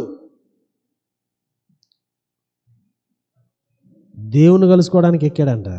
అప్పుడు దేవుడు అతనితో మాట్లాడాడు, ఏంటి, నేను వారిని నా జనాంగంగా చేసుకుంటాను, వాళ్ళకి ఇష్టమో లేదో కనుక్కో అన్నాడు. 7వ వచనం చూడండి. మోషే వచ్చి ప్రజల పెద్దలను పిలిపించి యెహోవా తనకు ఆజ్ఞాపించిన ఆ మాటలని వారి ఎదుట తెలియదు. మోషే మళ్ళీ 7,000 అడుగులు కిందకి దిగి వచ్చినాడు ముసలైన. అందుకు ప్రజలు మేము యెహోవా చెప్పిందంతా చేసేదామని ఏకంగా ఉత్తరం ఇచ్చారు. 8వ వచనం చూడండి. అప్పుడు మోషే తిరిగి వెళ్ళి ప్రజల మాటలను యెహోవాకు, ఎక్కడికి తిరిగి వెళ్ళాడు? మళ్ళీ 7,000 అడుగులకి ముసలోడు ఎక్కుంటూ వెళ్ళాడు. అంటే ఒక్కరోజు ఆలోచించేయండి. నిన్న కేరళకి వెళ్ళాం. వెళ్తే రాత్రి 10 గంటల నుంచి స్టాండింగ్లో ఉన్నాం, ఉదయం 10 గంటల వరకు. కాళ్ళన్నీ ఏదండి నీటి పొక్కులు వచ్చేసాయి. పెద్ద సమస్య ఏంటంటే 3వ అంతస్తులో 2వ అంతస్తులో ఉన్నాయి, కనీసం 30 బిల్డింగ్లు ఎక్కినాం. అన్ని మెట్లు ఎక్కేసరికి కాళ్ళు తొళ్ళ పిక్కలు మాలు పడతాయా ఏంటి అంటే, మనము ఇన్ని అంతస్తులు 2-3 బిల్డింగ్లు ఎక్కబడికి గింజుకుంటామే. ఈయన 7,000 అడుగులు ఒకే రోజు 80 సంవత్సరాల ముసలోడు మళ్ళీ ఎక్కాడంట. ఎలా ఎక్కాడు మనకు అర్థం కాదు. ఎందుకు వెళ్ళాడు? దేవుని కలుసుకోవడం. దేవుని కలుసుకుని ఏం చెప్పాలి? వీళ్ళందరూ ఓకే అన్నారు ప్రభు అని చెప్పడానికి. అది ఇక్కడి నుంచి చెప్తే దేవుడికి వినబడదా? కొండ ఎక్కితే కొద్దిగా అన్న ఆయనకి స్వరం వినబడుతుందా? ఆ కొండకి కిందకి దిగి ఆయనకి చెవులు పనిచేయవా? ఈయన కొండ ఎక్కింది ఎందుకంటే ఒకే ఒక మాట చెప్పడానికి, మా ఓళ్ళకి ఓకే అని చెప్పడానికి. సరే, ఆయన వెళ్ళిన తర్వాత చూడండి, యెహోవా మోషేతో, ఇదిగో నేను నీతో మాట్లాడినప్పుడు ప్రజలు విని నిరంతరం నీ యందు నమ్మకించినట్లు నేను కారు మబ్బులలో నీ వద్దకు వచ్చేదని చెప్పాను. ఏంటి, మోషే ప్రజల మాటలను యెహోవాతో చెప్పగా యెహోవా మోషేతో, నీవు ప్రజల యొద్దకు వెళ్ళుము. మళ్ళీ వెళ్ళమంటాడు కిందకి. ఏంటి, వెళ్ళాడు, అట్ట ముక్క తేల్చుకుని రా అన్నాడు, కిందకు వచ్చాడు, వీళ్ళు ఓకే అన్నారు, మళ్ళీ పైకి వెళ్ళాడు. మళ్ళీ పైకి వెళ్తే దేవుడు ఏం చెప్పాడంటే, వెళ్ళిన వెంటనే ఏమన్నాడు? ఒక స్టేట్మెంట్ చేసి అన్నాడు, నువ్వు కిందకి దిగెళ్ళు. అంటే అప్పటికే దిగెళ్ళడం అంటే ఏంటో ఆయన తెలుసు. మోషే గారికి ఎంత బాధ. ఏంటంటే కిందకి దిగి వచ్చింది, ఏది వారిని పరిశుద్ధపరచు, 3వ రోజున వస్తానని చెప్పాడు. నేను నీ దగ్గర దిగి వస్తాను. 12వ వచనం, నీ ఎదుటి కన్నులు ఎదుటి సీనాయి పర్వతం మీదకి నేను దిగి వస్తానని చెప్పిన తర్వాత 14వ వచనం చూడండి. వాళ్ళందరూ పరిశుద్ధపరచబడ్డారు. అప్పుడు మోషే పర్వతం మీద నుండి ప్రజల యొద్దకు దిగి వచ్చాడు, ప్రజలు పరిశుద్ధపరిచాడు. ఇదంతా అయిపోయిన తర్వాత దేవుడు దిగి వచ్చాడు. ఏంటంటే దిగి వచ్చిన తర్వాత దేవుడిని ఎదుర్కొన్నట్టుకు మోషే పాలెములో నుండి బయటికి తీసుకుని వచ్చిన తర్వాత వాళ్ళందరూ దిగుని ఉన్నారు. యెహోవా అగ్నితో సీనాయి పర్వతం మీదకి దిగి వచ్చినదంతయు ధూమమయమై ఉండేది. అంటే దుమ్ము లేగిపోతా ఉంది. దాని ధూమము కొలిమి ధూమ వలె లేచెను, పర్వతం అంతయు మిక్కిలి కంపించెను, ఆ బూరధ్వని అంతకంతకు బిగ్గరగా మోగెను. మోషే మాట్లాడుచుండగా దేవుని కంఠస్వరం చేత అతను ఉత్తరం ఇచ్చుండు. మోషే గారి కింద ఉన్నాడు. 20వ వచనం, యెహోవా సీనాయి పర్వతం మీద కనుక ఆ పర్వత శిఖరం మీదకి దిగి వచ్చెను. యెహోవా పర్వత శిఖరం మీదకి రమ్మని మోషేని పిలువుగా మోషే ఎక్కిపోయారు. ఈరోజు ముందు రోజు ఉన్నటువంటి ఎక్సర్సైజ్ ఏంటంటే అది ప్రాక్టీస్ మ్యాచ్ అనమాట. ఇప్పుడు ఏంటంటే దుమ్ము లెగిసిపోతుంది, పర్వతం కంపెత్త, ఏ రాయి ఈయన కాళ్ళు నొక్కుతుందో తెలియదు. పర్వతం కంపెత్తంటే రాళ్ళు అలా ఉట్టుకునే కూర్చుంటాయి చెప్పండి. ధూళి లెగిస్తూ ఉంది. కారు మబ్బులు అంటే చీకటిగా ఉంది. చీకట్లో 80 సంవత్సరాల ముసలోడు, బహుశా 81వ సంవత్సరం కూడా దాటి ఉండొచ్చు ఆ టయానికి, ఎట్లా ఎక్కుతాడు చెప్పండి అసలు? దేవుడు రమ్మన్నాడు. మనకులాగా ఏదండి హెల్మెట్ లాంటివి లేవు, కళ్ళు కనపడడానికి దుమ్ము కళ్ళులోకి పడకుండా స్పెట్స్ లేవు. ఎక్కాడు. అందరూ కింద వణికిపోతా ఉంటే ఈయన వెళ్ళాడు. ఎక్కిన తర్వాత మోషే ఎక్కిపోయాను. 21వ వచనం చూడండి. అప్పుడు యెహోవా ప్రజలు చూచుటకు యెహోవా యొద్దకు హద్దులు మీరి వచ్చి వారిలో అనేకులు నశింపుకున్నట్లు నీవు దిగిపోయి వారికి ఖండితముగా ఆజ్ఞాపించు. హీబ్రూ భాషలో స్టార్టింగ్ పదమే నీవు దిగిపోయి అని ఉంటుంది అనమాట. నీవు దిగిపోయి, ఈయన పైకి అమ్మయ్య ఈ దుమ్ములో బాగానే పైకి వచ్చాను, పర్లేదు, మనకి ఎంత వయసు పడినా మంచి స్ట్రాంగ్గానే ఉన్నాను అని అనుకుని ఉంటాడు పాపం. ఈ దేవుడు ఇలా నోరు తెరిచి మొట్టమొదటి మాట ఏంటంటే నువ్వు దిగిపోయి అనగానే ఎలా ఉంటుందండి మోషేకి? ఈ మాట వినడానికి ఎంత పైకి వచ్చింది? ఏ మధ్యలో ఉన్నప్పుడు చెప్పొచ్చు కదా ఈ మాట, ప్రజలు తిరంగా ఉండరయ్యా, నువ్వు మళ్ళీ ఒకసారి వెళ్ళి చెప్పిన మధ్యలో చెప్పొచ్చు కదా, కింద ఉన్నప్పుడే చెప్పొచ్చు కదా. ఇంత పైకి వచ్చిన తర్వాత నీవు దిగిపోయి ప్రజల హద్దులు మేరకుండానట్లుగా నువ్వు ఖండితముగా ఆజ్ఞాపించని చెప్పాడు. ఈయన ఇంకా అలా కాదు నాయన, మేము చాలా స్ట్రిక్ట్గా నేను అంతా ఆజ్ఞాపించాను, నువ్వేం కంగారు పడక్కర్లేదు అని చెప్పాడు మోషే గారు. 24వ వచనం చూడండి. అందుకు యెహోవా అబెబ్బే నీవు దిగి వెళ్ళుము, నేను నీతో అహరోనును ఎక్కి రావాలి.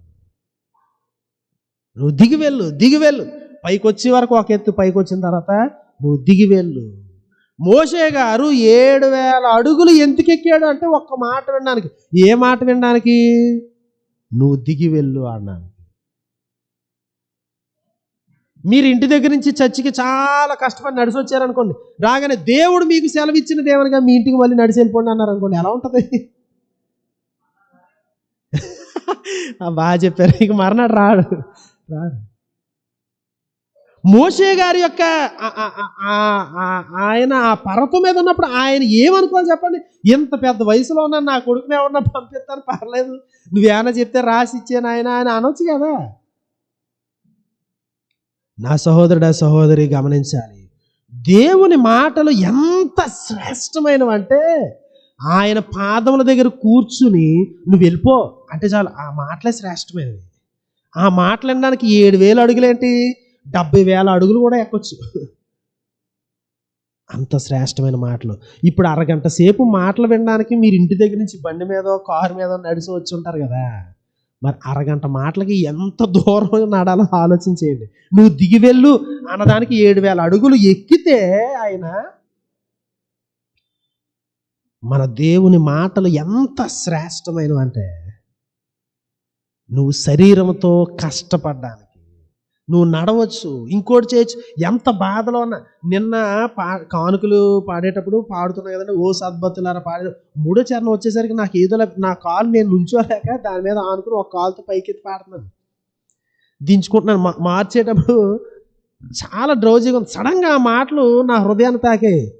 ఏదైనా 3వ చరణంలో ఉంటుంది, ఓ దూతలారా ఉత్సాహించి పాడి అనబడికి నేను ఎవరితో మాట్లాడుతున్నాను? దూతలు పాడమన్నా. దూతలను పాడమని చెప్పడానికి నాకు పాడడం రావాలి కదా. ఓ సద్భక్తులారా మీరు ఉత్సాహించి పాడండి, దూతలారా పాడండి అన్నప్పుడు నీకు పాడడం వచ్చా? నీ శరీరంతో పాడడం వచ్చా? దూతలు వారికి ఉన్నటువంటి వాళ్ళు బీయింగ్ ఏది, 2 రెక్కలతో కప్పుకున్నారు, 2 రెక్కలతో ఎగురుతున్నారు, 2 రెక్కలు, ఇవన్నీ చేస్తూ ఉన్నారే. నువ్వు దేవుని యొక్క సన్నిధిలో నీ శరీరాన్ని వాడు ఆరాధించుటకు నీ బాడీని ఎంతవరకు వాడావు? ఒక్క మాట వినడానికి మోషే అంత కష్టపడితే, అంత ఎక్కితే, ఆరాధనలో మన యొక్క శరీరం యొక్క పాలు ఎంత?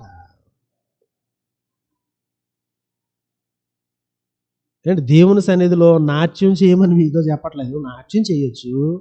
దేవుని సన్నిధిలో మనం చాలా సాగిలు పడాలి, సాగిలు పడడం లేదు.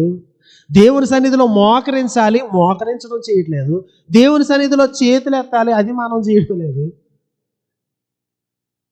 కనీసం నుంచోండి, కూర్చోండి, అది మన ట్రెడిషన్లో కనీసం మనం ఎంతవరకు మన గృహంలో.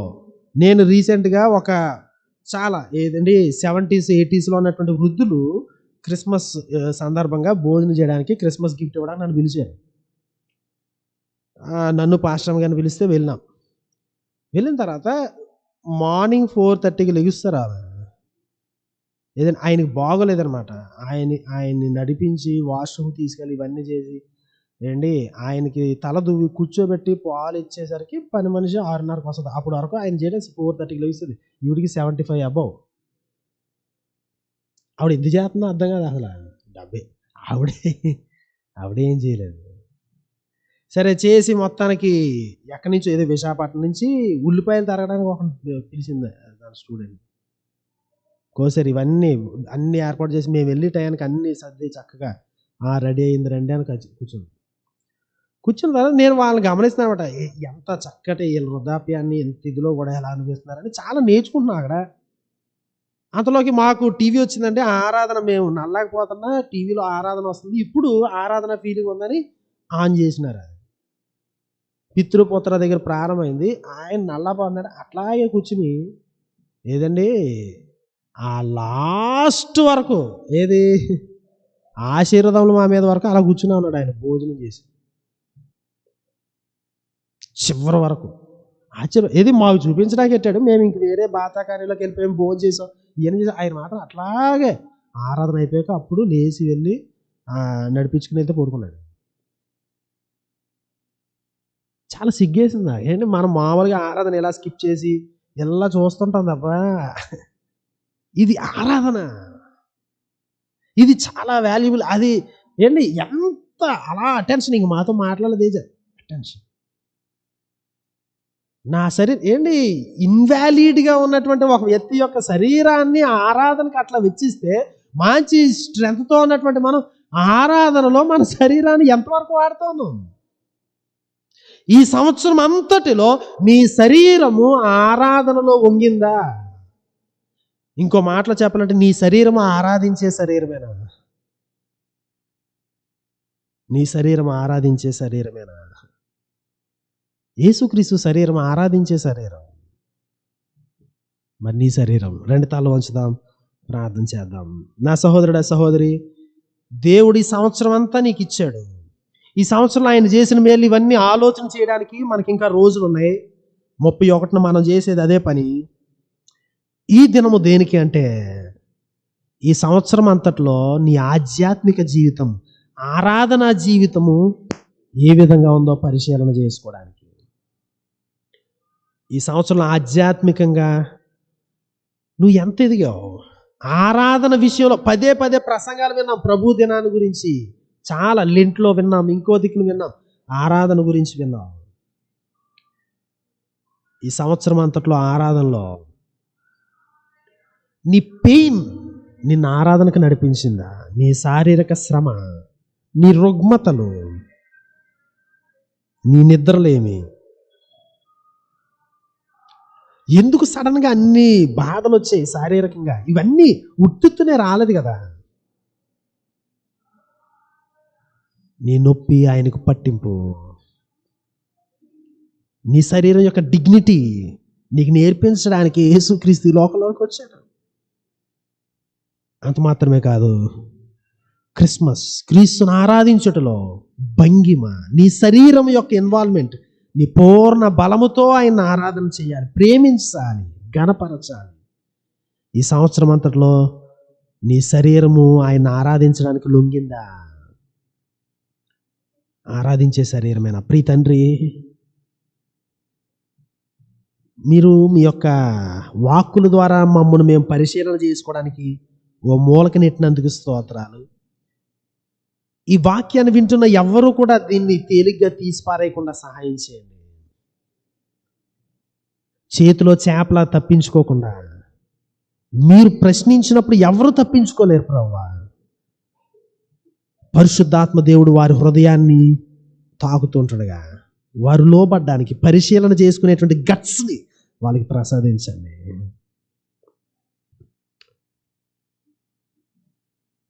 మీరు వారి శరీరానికి ఇచ్చినటువంటి నొప్పిని ఏ విధంగా వాడారో, ఎట్లా మీరు షేప్ చేశారో వెనక్కి ఆలోచన చేసుకోవడానికి నాయన ఈ దినమంతా వారికి ఆ జ్ఞాపకాలను అనుగ్రహించండి.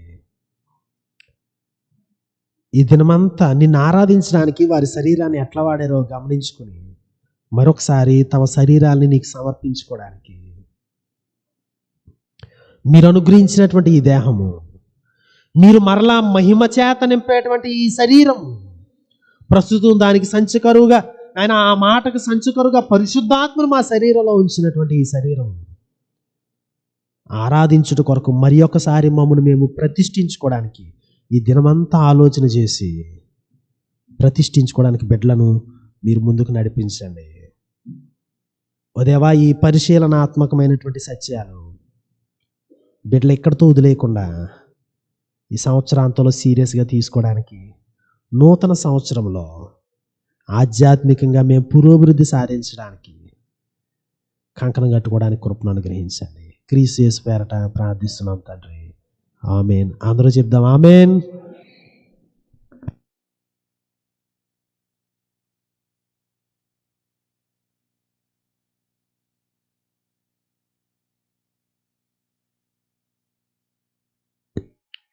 ప్రియులారా, కానుకలను దేవునికి సమర్పిద్దాం.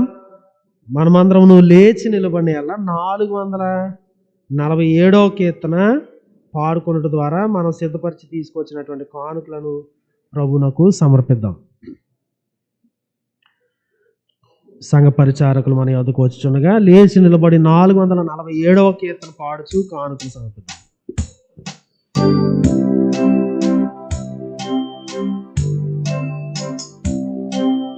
సృష్టి పిత సర్వోన్నత సమర్పించు సర్వస్వం. సృష్టి పిత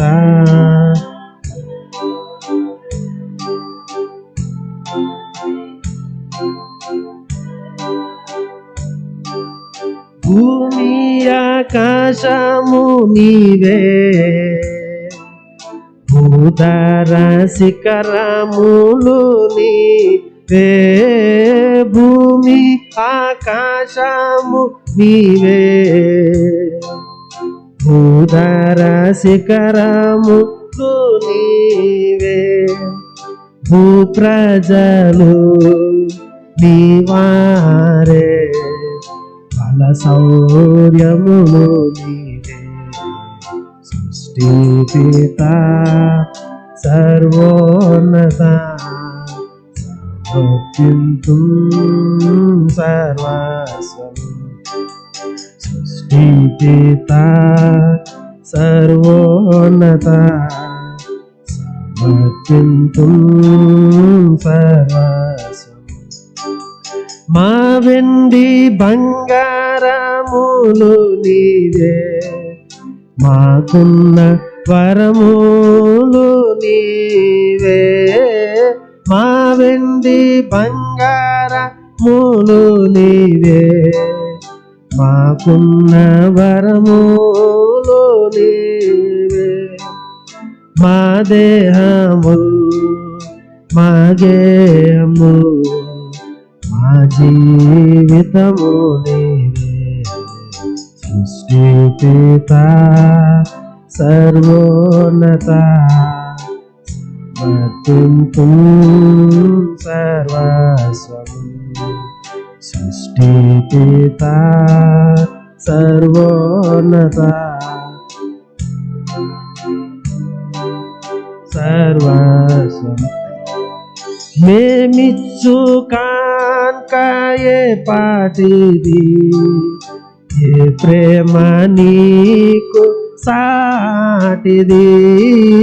మేమిచ్చు కాన్క ఏ పాటిది, ఏ ప్రేమ నీకు సాటిది. మోక్షనాద యేసు ప్రభు అంగీకరించు ఇహో. సృష్టి పిత సర్వోన్నత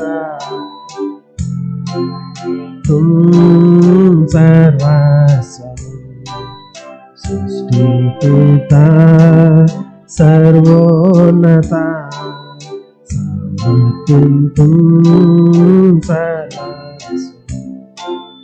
తండ్రి కుమార శుద్ధాత్ముడా త్రియేక దేవ స్తోత్రములు.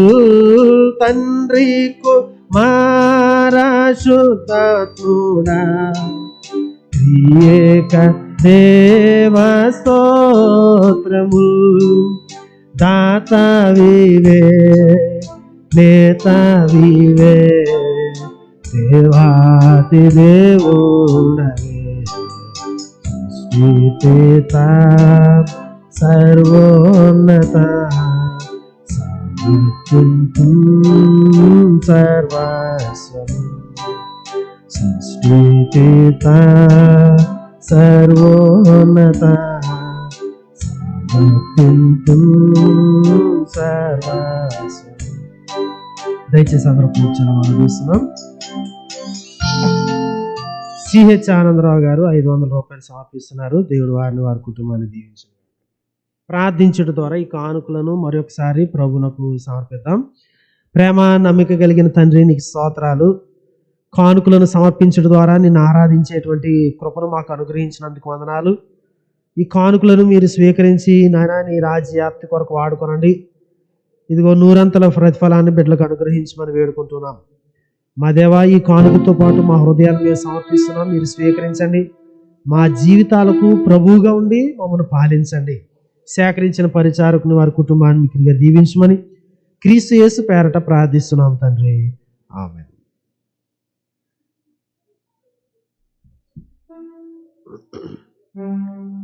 ప్రియులారా, ప్రకటనలు గమనించాలని మనం చేస్తున్నాం. ఈ దినం సండే స్కూలు జరుగుదు, గమనించాలని మనం చేస్తున్నాం.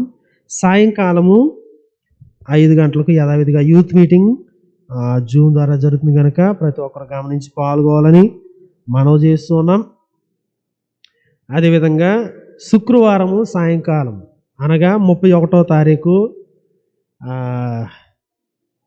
ఆరాధనలో ప్రతి ఒక్కరు పాల్గొవాలని ప్రేమపూర్వకంగా మనం చేస్తున్నాం. ఈ న్యూ ఇయర్ ఈవ్ ఈ చివరి ప్రార్థనలో ప్రతి ఒక్కరు సాక్ష్యాలు చెప్పడానికి ప్రయత్నం చేయాలని మనం చేస్తున్నాం. 9 గంటలకే ప్రారంభం అవుతుంది కనుక సాక్ష్యాలు ఎవరైనా చెప్పాలనుకుంటే ముందే మీరు పేరు చెప్పినట్లయితే బాగుంటుంది. త్వరితగతిన వచ్చి మనం సాక్ష్యాల ద్వారా ఆరాధించే సమయము తృప్తిగా చెప్పడానికి ఉంటుంది కనుక మీరు ముందే మీ పేర్లు ఇచ్చినట్లయితే ఆ దినాన్ని చక్కగా ఉంటుంది కనుక గమనించాలని మనం చేస్తున్నాం. ఈ భయంకరమైన పరిస్థితి ఇందాక దయానందాన్ని ప్రార్థనలో చాలా చక్కగా చెప్పాడు అండి. మనల్ని మనం ప్రొటెక్ట్ చేసుకుంటూ కుటుంబాన్ని ఇక అట్లాంటి రోజులు ఇవి. అదేమి సామాన్యమైన విషయం కాదు ఏంటి. అందున ఈ చివరి డిసెంబర్ నెల ప్రతి సంవత్సరం కంటే ఈ సంవత్సరం మరీ ఎక్కువగా యాక్సిడెంట్లు, ఎక్కడ చూసినా యాక్సిడెంట్లు ఇవి అవి. సో కనుక దేవుడు మనని చాలా ప్రొటెక్ట్ చేసినాడు. మనం కూర్చొని ఆరాధించగలుగుతున్నాం అంటేనే అది ఒక గొప్ప ఇదనమాట. కనుక సాక్ష్యాలు తెలియజేయడానికి నీ నామమును నా సహోదరుల మధ్య ప్రచురపరుతును అని కీర్తనాకారుడు యేసుక్రీస్తు సెలవిచ్చిన రీతిగా మీరు కూడా మరి సాక్ష్యాలను తెలియజేయడానికి సిద్ధంగా ఉండాలని, ప్రార్థన పూర్వకంగా సిద్ధపడాలని ప్రేమపూర్వకంగా మనం చేస్తున్నాం. మీరు రాత్రి అంతా ఉండలేకపోతే కనీసం సాక్ష్యం చెప్పేసి వెళ్ళిపోండి, ప్రాబ్లం లేదు. మీరు వాగ్దానం మర్నాడైనా తీసుకోవచ్చు. అదేమి 12 గంటలకు తీసిన వాగ్దానమే, అందులో మంత్రం జంత్రం ఏమీ లేదు ఏంటి, అప్పుడే తీయాలని లేదు. కానీ సాక్ష్యం చెప్పడం అనేది ఈ సంవత్సరం ముగింపులో చెప్పడం అనేది అదొక విధానం. ఈ సంవత్సరం అంతా రిఫ్లెక్ట్ చేసి దానికి బాగా చెప్పడానికి. కనుక మీరు వాగ్దానం తీసుకోకపోయినా సాక్ష్యం మాత్రం చెప్పడానికి ప్రయత్నం చేయాలని ప్రత్యేకంగా ప్రతి ఒక్కరికి మనవి చేస్తున్నాం. 1వ తారీఖు శనివారము యథావిధిగా ఉదయం 11 గంటలకు నూతన సంవత్సరపు ఆరాధన జరుగుతుంది. మరి ప్రతి ఒక్కరు మీ ఆఫీసర్స్ని వాళ్ళని విష్ చేయడానికి వెళ్తారు కనుక అంతా అయిన తర్వాత 11 గంటలకి ఆరాధనకు రావాలని ప్రేమపూర్వకంగా మనం చేసినాం. ఆరాధన అనంతరం ప్రభు ప్రేమ విందు సిద్ధపరచబడుతుంది కనుక ఇక్కడ దేవుని సన్నిధిలో మనం సంతోషించడానికి, సహవసించడానికి ప్రతి ఒక్కరు మీ ఇంటికి చుట్టాలు వస్తే చుట్టాలని అందరినీ తీసుకుని రావాలని ప్రేమపూర్వకంగా మనం చేస్తున్నాం. మనం అందరం లేచి నిలబడి అలా ముగింపు ప్రార్థన, తదుపరి ప్రభు నేర్పిన ప్రార్థన, ఆశీర్వాదంతో సెలవు తీసుకుందాం. మరి ఒక ప్రాముఖ్యమైన అనౌన్స్మెంట్, లక్ష్మీదేవి అక్కలు ఈ యొక్క క్రాంప్టన్ ఫ్యాన్, ఈ యొక్క ఫ్యాన్ని దేవుని సన్నిధికి సమర్పించినారు. నిన్న చెప్పడం మర్చిపోయినాను. ఈ ఫ్యాన్ ద్వారా దేవుడు మరి భక్తులు సంతోషించగలిగినట్లుగా గొప్ప కృపను దేవుడు ప్రసాదించును గాక. ఈ యొక్క ఫ్యాన్ కొరకు కూడా కుటుంబం కొరకు మనం ముగింపు ప్రార్థనలో జ్ఞాపకం చేసుకున్నాం. ప్రేమ నమ్మిక కలిగిన మా ప్రియ పరలోకపు తండ్రి, నీ పరిశుద్ధ నామానికి వందనాలు. ఈ సంవత్సరాంతపు ఆరాధనలో పాల్గొనడానికి మాకు ఇచ్చినటువంటి ఈ సావకాశాన్ని బట్టి నీకు కృతజ్ఞతాస్తుతులు చెల్లిస్తున్నాం. మా దేవా, నువ్వు ఆరాధనీయుడివి, కీర్తనీయుడివి, ఆరాధనకు యోగ్యుడివి. నిన్ను ఎంత ఆరాధన చేసినా మేము తక్కువగా ఆరాధన చేసినట్లే. మేము చేసేటువంటి కొద్దిపాటి ఆరాధనలో కూడా కన్సెషన్స్ ఇవన్నీ మేము తీసుకుంటున్నాం. మమ్మల్ని క్షమించి ప్రభువా, మేము మరింతగా నిన్ను ఆరాధించేవారు, సత్యముతో కూడిన ఆత్మతో ఆరాధించేవారై ఉండాలి అని మీరు కోరుకుంటూ ఉంటుండగా అట్టి ఆరాధకులుగా ఉండడానికి మమ్మల్ని సిద్ధపరచండి. ఈ సంవత్సర కాలం అంతట్లో నీ కరుణ కటాక్షాన్ని బట్టి వందనాలు. మాలో చాలామంది బైబిల్ని రెగ్యులర్గా చదవడం మధ్యలో ఆపేసినాము, క్షమించండి. మాలో చాలామంది క్రమమైనటువంటి పద్ధతిలో ప్రార్థించుట అనే దాన్ని చేయలేకపోయాం, మమ్మల్ని క్షమించండి. డైలీ డివోషన్ తీసుకోవడంలో చాలాసార్లు మేము తప్పిపోయాం, మమ్మల్ని క్షమించండి. మా కుటుంబ ఆధ్యాత్మిక పరిస్థితులను అంచనా వేస్తూ పరిశీలన చేసుకుంటూ ముందుకు సాగడంలో చాలా వరకు విఫలమయ్యాం, మమ్మల్ని క్షమించండి. ఆరాధనలకి రావడంలో కూడా మేము మిస్ అయ్యాం, మమ్మల్ని క్షమించండి. రాబోయే సంవత్సరంలో ఆధ్యాత్మికమైనటువంటి జీవితాన్ని సీరియస్గా తీసుకోవడానికి, మేము ప్రణాళికలు రచించడానికి, నీ సన్నిధిలో ప్రార్థించడానికి కృపను అనుగ్రహించండి. ప్రభువా, ఈ సంవత్సర కాలం అంతట్లో మా రోగాలు, బాధలు, మానసికమైనటువంటి ఒత్తిళ్ళు, కుటుంబాల్లో కలిగినటువంటి డిస్టర్బెన్సెస్, వీటన్నిటిలో తోడుగా ఉన్నారు. నీకు స్తోత్రాలు. వాటిని దాటలేమేమో అనుకుని కూడా కొన్నిసార్లు ఎవరైనా స్ట్రగుల్ అయ్యి ఉండొచ్చు. వారి నోటి నిండా నవ్వు నింపి ఆశ్చర్యచకితులు చేసి ఉండొచ్చు. మీరు, నీకు వందనాలు మా ప్రభువా. అదేవిధంగా ఈ సంవత్సరాన్ని దాటేటప్పుడు కూడా చాలా జబ్బులు, బాధలు, వేదనతో మేము ఉండొచ్చు. నీ కుమారుడు పొందిన దెబ్బల చేత మాకు స్వస్థత కలుగుచుండగా నీ సహాయతను అనుగ్రహించండి. నీ కృప మాకు చాలు. తీసుకునే మెడికేషన్, ఆహారంలో శక్తిని అనుగ్రహించండి. నీ చేతిలో చేయి వేసి ఈ యొక్క సమస్యలన్నింటినీ అధిగమించడానికి, వాటిలో నుండి వెళ్ళడానికి సహాయం చేయండి. అగ్ని జ్వాలల గుండా బిడ్డలు నడుస్తున్నప్పుడు, జలములలో పడి దాటునప్పుడు నువ్వు తోడై ఉంటానని వాగ్దానం చేసిన దేవుడివి.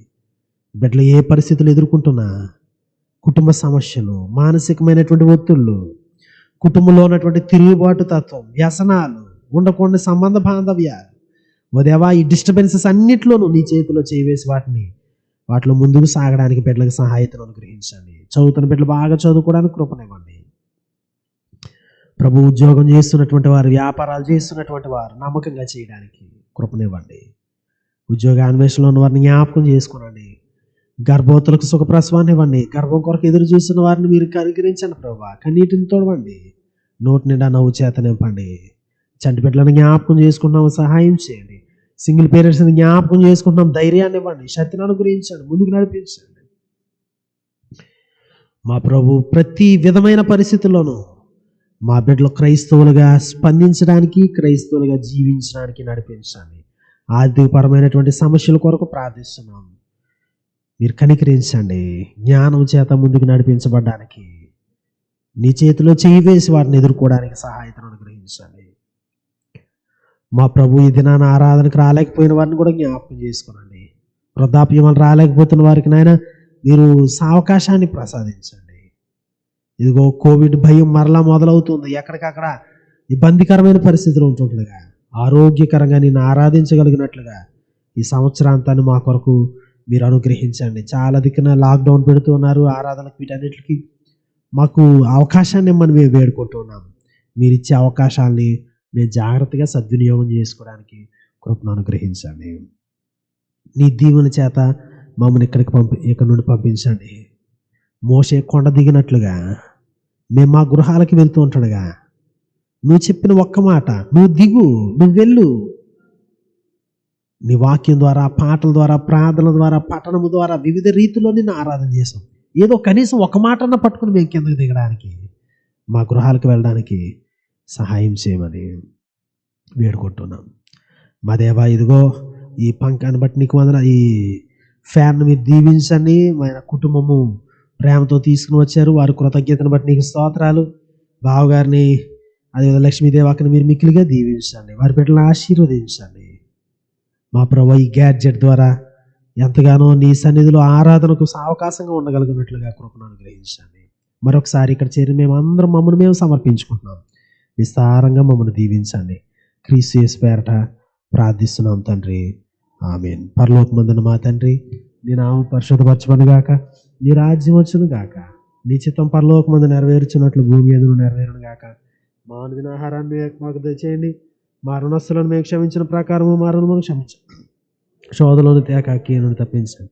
ఎందుకంటే రాజ్యము, బలము, మహిమ నిరంతరము నీవై ఉన్నవి తండ్రి, ఆమేన్. ఇప్పుడు మన పరమ తండ్రి అయిన దేవుని యొక్క ప్రేమయు, ఆయన కుమారుడైన యేసు క్రీస్తు వారి యొక్క కృపయు పరిశుద్ధాత్మని యొక్క అన్యోన్య సహవాసం ఆయనను ప్రేమించి బిడ్డలందరికీ మరి ముఖ్యంగా ఈ ఆరాధనలో పాలు పంపులు పొందిన ప్రతి ఒక్కరికి సదాకాలము తోడేండును గాక. ఆమేన్.